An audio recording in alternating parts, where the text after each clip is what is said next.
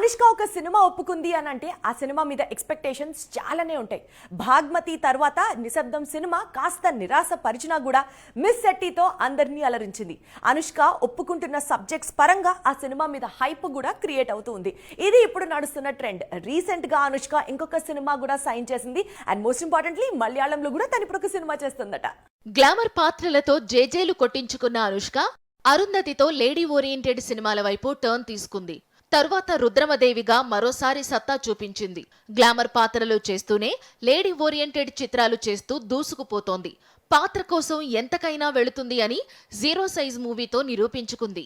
బాహుబలితో pan India గుర్తింపు తెచ్చుకుంది అనుష్క.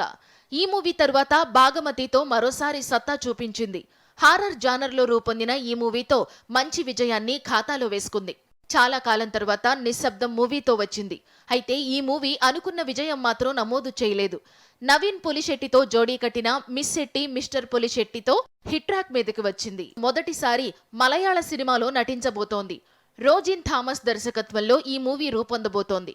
అంతేకాదు ఈ మూవీలో అనుష్క నెగటివ్ రోల్లో భయపెట్టబోతున్నట్టు సమాచారం.